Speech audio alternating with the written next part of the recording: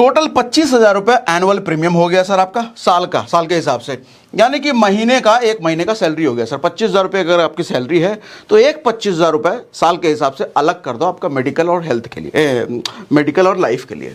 मतलब 2,000 रुपये per month आपको जो काटना साइड तो अलग करना है, 2 मंथली के हिसाब से ना, 2,000 रुपये पर मंथ हर महीने पहले साइड कर दिया करो।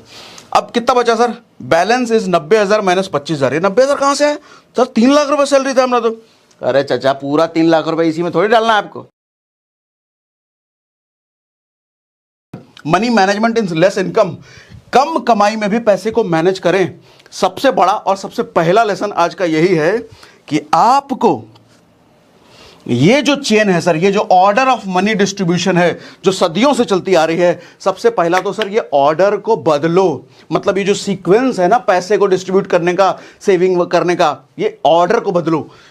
आदमी क्या कहता है, इनकम आया, खर्चे पानी सारा जरूरी कर लेते हैं, फिर जो बचेगा उसको इन्वेस्ट कर देंगे। सर गलत है ये, कुछ बचबे नहीं करेगा, यहीं निपट जाएगा सब कुछ। इच्छाएं अनंत है ना अपनी, मन कर गया जरा ये भी, जरा ये भी, जरा वो भी, निपट गया पैसा। अरे बचबे नहीं किया कुछ, अगले महीने कर लेंगे। अगले महीने भी चाचा तुम यही करोगे, यही नौटंकी तुम पिछले अगले महीने भी करोगे, अगले महीने भी करोगे, और कभी तुम्हारा कुछ नहीं बचो। हमरा कुछ बचबे नहीं पा रहा है, कहाँ से हम फाइनेंशियल मैनेजमेंट करें? तुम कभी नहीं कर पाओगे। तरीका बता रहा हूं, ये वाला तरीका कर लो। सर पैसा आया, पहले बचाओ, ठीक है, उसके बाद इन्वेस्ट करो। अब जो बच गया उसको खर्चा करेंगे। अच्छा सर कुछ नहीं बच रहा, आपको नहीं पता है कि हमारा खर्चा इतना है कि हम कुछ सेव कर ही नहीं आ रहा हूं, इलाज बता रहा हूं, अभी रुको।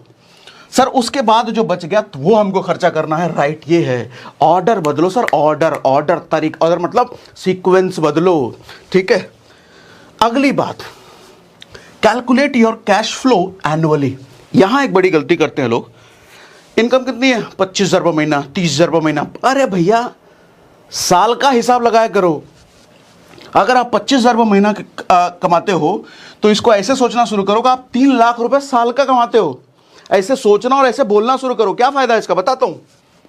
Make easy management of your cash flow. Cash flow समझते हो?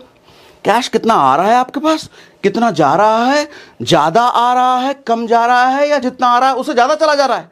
मतलब आप पॉजिटिव कैश फ्लो मतलब आपके पास बच ज्यादा रहा है, नेगेटिव कैश फ्लो मतलब जितना कमा रहे हो उससे ज्यादा खर्चा हो जा रहा है, या न्यूट्रल जितना कमाया उतना खर्च।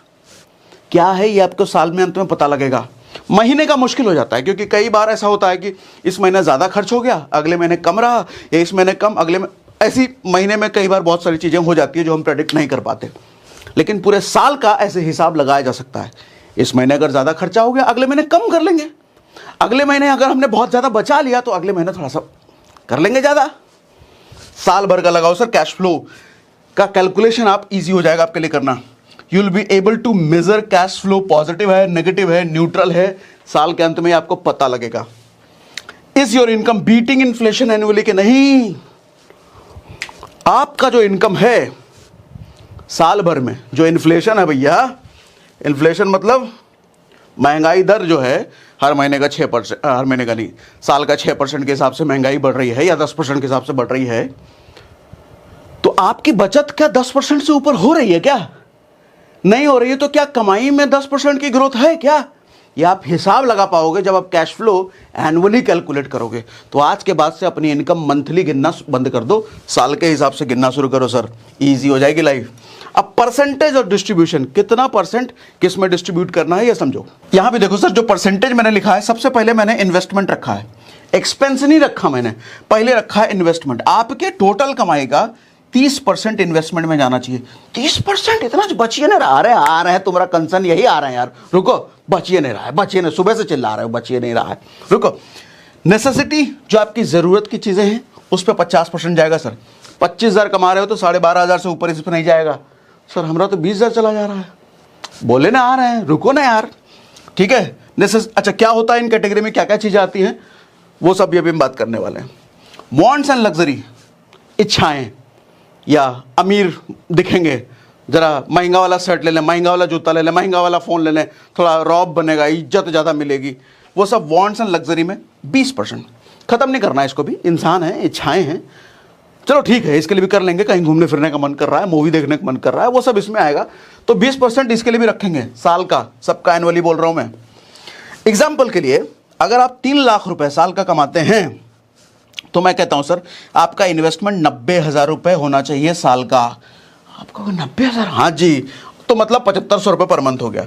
नेसेसिटी जरूरत में आपका 1.5 लाख रुपए पर एनम होना चाहिए सर, मतलब 12,500 रुपए पर मंथ हो गया। सर वांट्स एंड लग्जरी में 60,000 रुपए पर एनम यानी कि 5,000 रुपए पर मंथ होना चाहिए। अब इसके अंदर घुसते हैं, आओ जरा। अब कैटेगरी ऑफ इन्वेस्टमेंट समझो सर, किस किस कैटेगरी में हमारे को कितना कितना इन्वेस्ट करना है।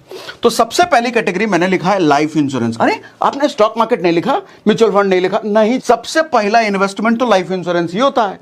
क्यों होता है बताता हूं, लेकिन पहले समझो कि कितना होना चाहिए। Your 30 year of income should be secured. आपके 30 साल की जितनी कमाई होगी उतना सिक्योर होना चाहिए, मतलब कल को कुछ हो जाता है उतना पैसा फैमिली को मिल जाए। यानी कि मैं कह रहा हूं कि अगर 3 लाख रुपए साल का आप कमाते हो तो आपका 1 करोड़ रुपए के लगभग आपका इंश्योरेंस होना चाहिए। देखो सर होता क्या है कि हम बड़ी बड़ी प्लानिंग कर लेते हैं कि इतना पैसा कमा लेंगे, 60 में रिटायर होंगे, 70 में रिटायर होंगे। हल्का सा भी कोई मिसहैपनिंग हो गया ना सर, बात कड़वी है लेकिन प्रैक्टिकली यही होता है बहुत तो लोगों के साथ। हल्का सा भी कुछ मिसहैपनिंग हो गया ना, आपका सारा बचाया हुआ पैसा सर आपके मरने के बाद फैमिली उसी से गुजारा कर रही होगी किसी तरीके से। तो इससे अच्छा है वो बचाया हुआ पैसा भी बचा हुआ रहे, अपने आप को सिक्योर कर लो ना पहले थोड़ा सा अमाउंट दे करके। एक टर्म इंश्योरेंस आपको इस सारी प्रॉब्लम से निजात दिला देगा सर। आपको कल को कुछ हो जाता है तो आप टर्म इंश्योरेंस वाली कंपनी वो पैसा आपकी फैमिली को दे देगा। देखो सर लाइफ काफी अनप्रेडिक्टेबल है, आप कितना भी किधर भी इन्वेस्ट करो, स्टॉक मार्केट, म्यूचुअल फंड, किधर भी कहीं भी इन्वेस्ट करो, लेकिन सबसे पहला इन्वेस्टमेंट आपका अपनी लाइफ को सिक्योर करने में यानी कि अपनी फैमिली को फाइनेंशियली सिक्योर करने में होना चाहिए। अब आप पूछोगे टर्म इंश्योरेंस कहां से लेना चाहिए, तो बता देता हूं। जब भी आप किसी कंपनी का टर्म इंश्योरेंस लेने जाओ उस कंपनी का क्लेम पेड रेशियो जरूर चेक कर लेना। इसका मतलब होता है कंपनी के पास कितने क्लेम्स आए और उसमें से उन्होंने कितने सेटल करे, उसका परसेंटेज होता है क्लेम पेड रेशियो। सर ये तो हो गई लाइफ इंश्योरेंस की बात। अगला है सर हेल्थ इंश्योरेंस। इस पर एक एक करके हम डिटेल में बात करते हैं, फिलहाल आगे चलो। पहले सर नेसेसिटी में क्या क्या चीजें आती हैं जरा ये समझ लेते हैं। नेसेसिटी में आती है किसी भी तरह का आपको कोई ईएमआई चल रहा हो, घर का ईएमआई है, पर्सनल लोन की ईएमआई है, गाड़ी का ईएमआई है, चाहे आईफोन चमकाने के लिए आपने लिया है उसकी ईएमआई चल रही है, किसी भी तरह का ईएमआई है। सर किसी घर का रेंट हो गया, आप मान लो रेंट पर रह रहे हो, किसी भी तरह का यूटिलिटी बिल हो गया, फोन का बिल हो गया, पानी का बिल हो गया, बिजली का बिल हो गया, कोई भी तरह का बिल हो गया, ये सब तो आपको पे करना ही है, इससे बचोगे थोड़ी। अच्छा कई लोग ईएमआई को इन्वेस्टमेंट में समझ ले रहे होंगे कि इन्वेस्टमेंट है भैया हम तो घर लिए उसका ये। सर ईएमआई कोई भी ऐसी चीज जो आपको देना ही देना है, वो आपकी इच्छा पर डिपेंडेंट नहीं है, मजबूरी है, वो नेसेसिटी में आ गई। इन्वेस्टमेंट तो आप अवॉइड भी कर सकते हो लेकिन करना नहीं है, कर सकते हो। जो चीज आप अवॉइड कर सकते हो वो नेसेसिटी कैसे हो गई? नेसेसिटी मतलब इसके बिना तो रहा ही नहीं जा सकता। लैंडलॉर्ड को रेंट नहीं दोगे तो कान पकड़े घर से बाहर कर देगा। आप कहोगे औकात है उसके कान पकड़ ले आए तो, मतलब मजाक कर रहा हूं भैया, वो रिक्वेस्ट करके आपसे कहेगा भैया प्लीज निकल जाओ हमारे घर से, ऐसा कह सकता है, ठीक है। स्कूल कॉलेज का फीस, बाल बच्चे पढ़ लिख रहे हैं तो वैसा। ट्रैवलिंग एक्सपेंसेस, अच्छा ट्रैवलिंग एक्सपेंसेस यार ये नेसेसिटी है क्या? ट्रैवलिंग एक्सपेंसेस का मतलब मैं शिमला मसूरी घूमने नहीं कह रहा हूँ। ट्रैवलिंग एक्सपेंसेस का मतलब ऑफिस से घर, घर से ऑफिस, या बाल बच्चे इधर उधर स्कूल से ट्रैवल करते हैं, वो ट्रैवलिंग एक्सपेंसेस। ग्रोसरीज, खाने पीने का आइटम, मेडिसिन, कोई दवाई दारू चल रहा है माँ बाप का या खुद का, किसी भी तरह का, ETC और भी ऐसी चीज़ें, ठीक है। ये सारी चीज़ें आ गई ज़रूरत में। ज़रूरत के लिए मैंने कितना बोला? 50%। 50% से ऊपर नहीं खर्च करने का चाचा। अब आओ अगला। अगला है वांट्स एंड लग्जरी, जिसके चक्कर में आधी दुनिया पागल और बर्बाद है, क्योंकि हमारा मैक्सिमम पैसा इसी में चला जा रहा है भैया, ठीक है। आओ समझो। सर नया फ़ोन ले लिया, नया फ़ोन लेने का मन चल कर रहा है, बाहर चलो, आज बाहर घर में खाना बनाने का मन नहीं कर रहा, खाने में बाहर चलते हैं रेस्टोरेंट में खाएंगे, बाहर कहीं घूमने में आ चलो शिमला घूम घाम के आते हैं, मन कर रहा है, पैसा नहीं है चलो पर्सनल लोन ले लेते हैं, शिमला घूमने के लिए पर्सनल लोन कौन लेता है यार? नहीं, स्विट्जरलैंड या मालदीव वलदीव जाने के लिए लेते होंगे लोग। बाहर सिनेमा में देखना है, नया कोई सिनेमा आया है, चलो सिनेमा देख के आते हैं। सर कपड़ा वपड़ा खरीदना है, एक्सेसरीज, कुछ भी ऐसा। Sir any buying which can be avoided, मैं कहता हूं वो वांट्स है या लग्जरी है। देखो समझाता हूं कैसे। कुछ भी आपको खरीदने होने का मन करे ना, जैसे कोई शर्ट पसंद आ गया और शर्ट आपका फटा हुआ है, दूसरा कोई शर्ट नहीं है आपके पास। अब शर्ट अगर फटा हुआ है तो मजबूरी बन गई, फिर तो लेना ही पड़ेगा ना। मैं कहता हूं जब भी कुछ भी खरीदने का मन करे आपको, आप खुद को ये बोल दो 2 दिन बाद खरीदेंगे। कुछ भी मॉल में कुछ भी, ये खरीद लेते हैं, वो खरीद लेते हैं, वो आप बोलो 2 दिन बाद खरीदेंगे, और सच में वही करो, 2 दिन बाद ही खरीदो। अब 2 दिन तक अगर आपकी इच्छा जिंदा है, अगर आपको लग रहा है हाँ खरीद ही लेना चाहिए, क्योंकि मॉल वॉल में होता क्या, जब आप जाते हो ना, अपना एकदम वो जाग जाता है, ले ये लें, ले ये लें, ले ये लें। अपने आप को उससे बचाना है तो अपने आप को एक गोली देना पड़ेगा, 2 दिन बाद ले लेंगे। सर 2 दिन बाद अगर आपकी शर्ट फटी हुई है तो आपकी ज़रूरत है, 2 दिन बाद भी मन में वही आएगा, नहीं यार शर्टवा तो लेने पड़ेगा, हमारा शर्टवा फटा हुआ है और एक ही शर्ट है ये ऑफिस जाने के लिए, बाकी सब तो टी शर्ट है, उसमें अलाउड नहीं है। तो वहाँ मजबूरी है, आप 2 दिन बाद उस शर्ट को खरीदोगे और वो सही भी है, कोई दिक्कत नहीं उसमें। लेकिन दिक्कत तब है जब शर्ट आपके पास पहले ही बहुत सारे हैं और वो एकदम नारंगी कलर का शर्ट नया नया आया है, ले लेते हैं। सर 2 दिन रुक जाओ, 2 दिन बाद लेना, 2 दिन तक आपकी इच्छा की अग्नि शांत हो चुकी होगी, आपका पैसा बच गया। मैं तो ये ट्रिक अपनाता हूँ बहुत दिनों से, कोई भी चीज़ खरीदने को मन करता ना, हालांकि ऊपर वाले की कृपा से चलो सब ठीक ठाक है, लेकिन फिर भी अपनाता हूँ। कोई भी चीज़ अगर ऐसी अनर्गल खरीदने का मन होता है, मैं खुद को कहता हूँ 2 दिन बाद खरीदेंगे। और 2 दिन तक सर दावे के साथ कह सकता हूँ 90% टाइम आपकी इच्छा की अग्नि शांत हो चुकी होती है, आप छोड़ चुके होते हैं, अरे छोड़ो यार कौन लेगा। लेकिन अगर कोई चीज़ ज़रूरत है, जैसे पटलका शर्ट, तब तो लेवे के पड़ी ना, समझे। तो ये फॉर्मूला याद रख लो, कोई भी चीज़ कई बार समझ में नहीं आता, ये मेरी इच्छा है या ज़रूरत है, हैं? कई बार कंफ्यूज जाते हैं, अरे फ़ोनमा मेरा तो मतलब स्क्रीन थोड़ा टच ठीक से काम नहीं कर रहा है, ले लें क्या नया फ़ोन जब आए हैं मार्केट। तो 2 दिन रोक लो अपने आप को, 2 दिन बाद भी अगर वो परेशान कर रहा है टच, ले लेना। लेकिन अगर काम चल जा रहा है तो छोड़ दो ना। ठीक, अब अगला अगेन एक बार फिर से मैं वहीं आ गया, कैटेगरी ऑफ इन्वेस्टमेंट। सर पहला ऑप्शन मैंने बता दिया लाइफ इंश्योरेंस। अब हेल्थ इंश्योरेंस, हेल्थ इंश्योरेंस में कई बार कंफ्यूजन होता है कि कितने का लें। मैं कहता हूं सर अपने शहर के अकॉर्डिंग लो। अगर आप टियर 1 सिटी में रहते हो, टियर 1 सिटी मतलब बड़े शहर, दिल्ली, मुंबई, पुणे, इस तरह के शहर में अगर आप रहते हो, तो कम से कम 10 से 15 लाख रुपए का तो मेडिकल इंश्योरेंस होना चाहिए, क्योंकि इससे कम में बात बनेगी नहीं। हॉस्पिटल जरा घुस के देखो तो सही, सर घुसते ही आपके पॉकेट से 5-6 लाख रुपए तो ऐसे ही निकाल लेंगे। पता चला हमको बुखार हुआ है, ले लेंगे 5 लाख रुपए, अरे हमको सिर्फ जुकाम है 5 लाख तो दे दो कम से कम। ऐसा नहीं होता, लेकिन छोटी छोटी चीज़ों के लिए पता नहीं क्या क्या बना करके 5-6 लाख तो चुटकी बजाते बजाते निकलवा लेते हैं आपसे। तो 5-6 लाख से चलने वाला है नहीं भैया, 10-15 लाख का मेडिकल इंश्योरेंस तो अगर बड़े शहर में तो होना चाहिए। छोटे शहर में हो, जैसे टियर 2 टियर 3 क्या होता है, जैसे लखनऊ जैसे सिटी, ये सब टियर 2 में आ गए। टियर 2 3 क्या हो गया, उससे भी गोंडा जैसे शहर हो गए, वो सब टियर 3 में आ गया। सब 5 से 10 लाख रुपए अगर आप छोटे शहर में रहते हो तो आपका इतने का इंश्योरेंस होना चाहिए। बड़े शहर में रह रहे हो तो 10 से 15। आजकल छोटे शहरों में भी 5 लाख में क्या ही होता है, तो 5 लाख तो मिनिमम तो होना ही चाहिए। ठीक है सर। अगला है इमरजेंसी फंड, आता हूं इन पर भी आता हूं। अब समझो मैंने क्या कहा सर, अगर आपको टर्म इंश्योरेंस लेना है तो 10,000 रुपये साल का अलग कर दो। 800-900 रुपये महीने का अगर लग रहा है तो 10,000 के आसपास साल का हो गया ना।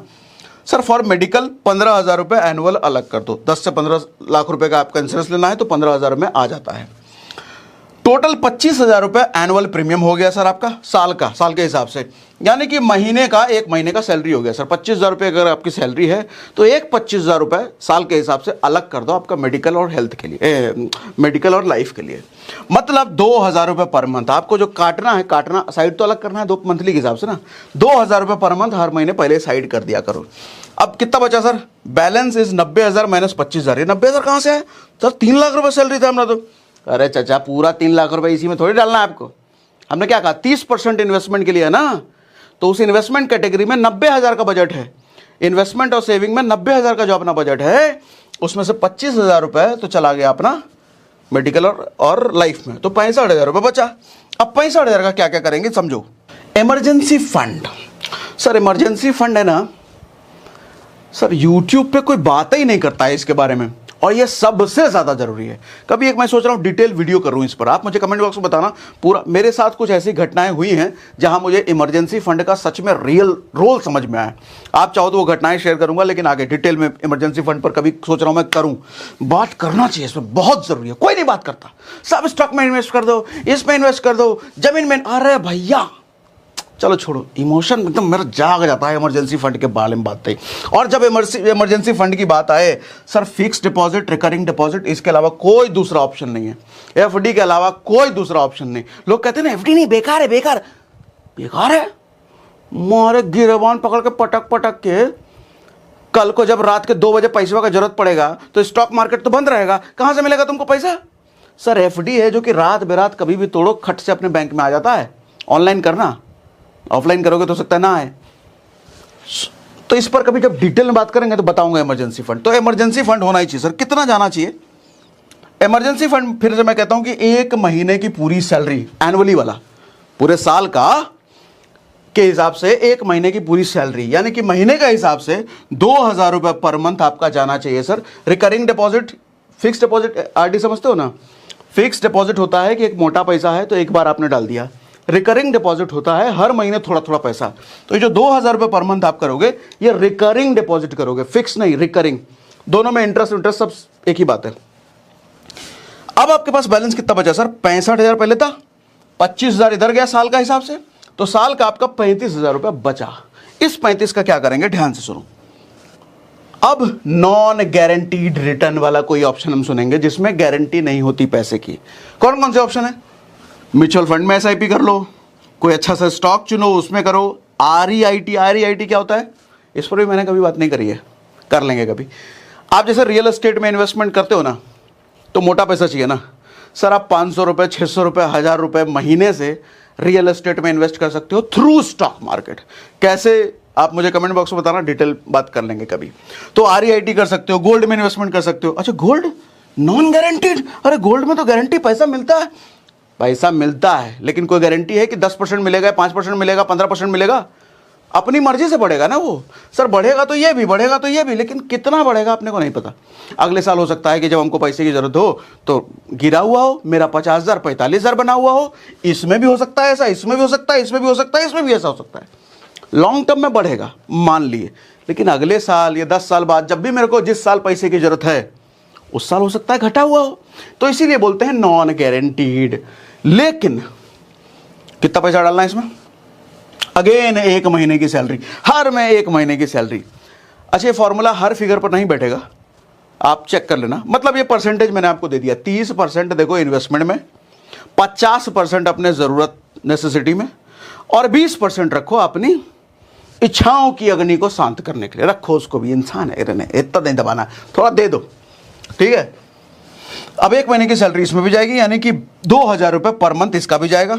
अच्छा वो 2,000 रुपये पर मंथ, चलो इसको भी तोड़ के बता देता हूँ, ये भी सवाल करते हैं लोग। मैं कहता हूँ सर 500-500 रुपये का 2 म्यूचुअल फंड करना, 2 म्यूचुअल फंड एसआईपी करो 500-500 रुपये का। सर 1,000 का एक ही क्यों नहीं कर लें? 5-5 से 2 क्यों करें?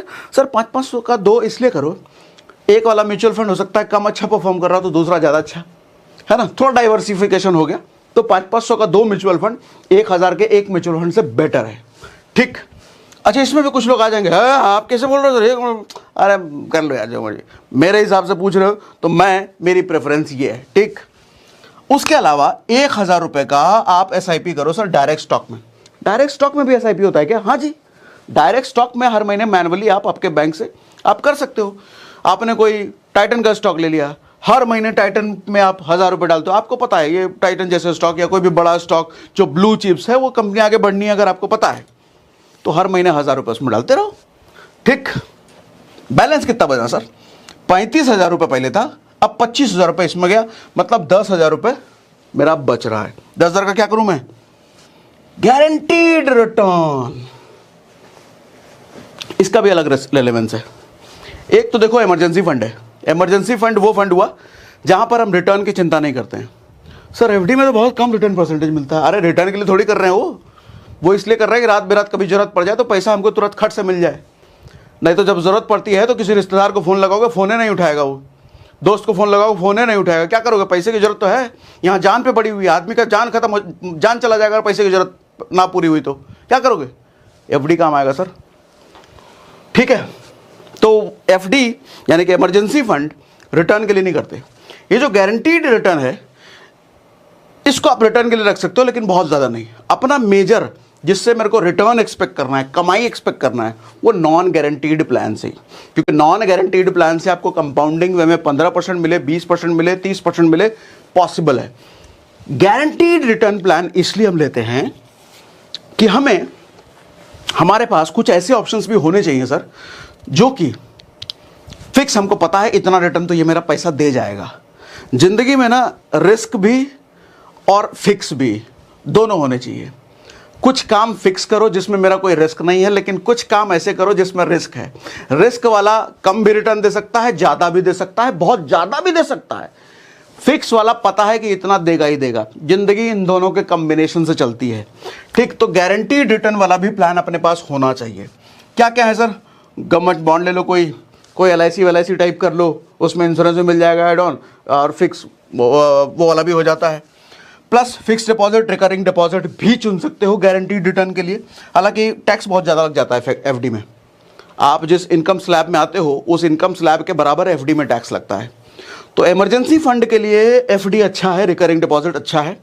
गारंटीड रिटर्न के लिए FD और RD मत चुनो, ऐसा मुझे लगता है। गारंटीड रिटर्न के लिए आप गवर्नमेंट बॉन्ड ले लो सर, कोई LIC टाइप ले लो, उसमें थोड़ा ढंग का चुनना, या PPF ले लो, ये बहुत बढ़िया है। लेकिन लॉकिंग होता है इसमें 15 साल के लिए, 15 साल नहीं, शायद मिनिमम 5 साल के लिए है, वो आप देख लेना। पोस्ट ऑफिस में कर सकते हो हर महीने, ये सब में हर महीने आप पैसा डाल सकते हो।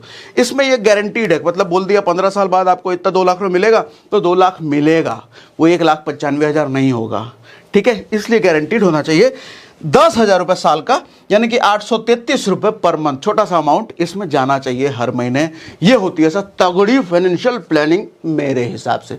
आपके हिसाब से, किसी और के हिसाब से कुछ और हो सकता है। वो कहेगा FD फालतू है, इमरजेंसी फंड की क्या जरूरत है, ठीक है, उसके हिसाब से होगा, लेकिन मेरे हिसाब से मैं बता रहा हूँ भैया, ठीक। अगला summary soon low sir, summary of 30%। ये समरी ऑफ 30% मैं क्यों जोड़ दे रहा हूं? क्योंकि जिंदगी बनती या बिगड़ती इसी 30% की वजह से है। बाकी तो आपका जिंदगी चलाने के लिए चल रहा है, लेकिन इस 30% पर डिपेंड करेगा कि आप भविष्य में अमीर बनोगे, वेल्दी बनोगे, या कूड़ा कबाड़ी टाइप रह जाओगे।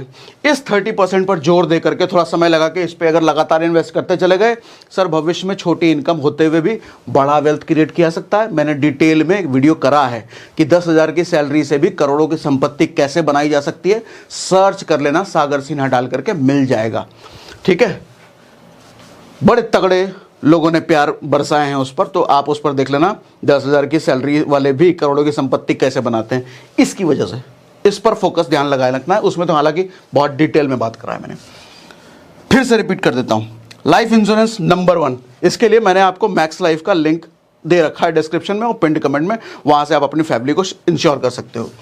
Health insurance, emergency fund, guaranteed return investment, non guaranteed return investment, ये सब आपके पोर्टफोलियो में होना ही चाहिए। बात अगर मेरी समझ आई, अच्छा लगा, मजा आया, तो मुझे कमेंट बॉक्स में लिख के जरूर बता दीजिए। आपको मैं रिप्लाई भले ही नहीं कर पाता, लेकिन हर कमेंट में पढ़ता हूं, आपको ये बात अच्छे से पता है।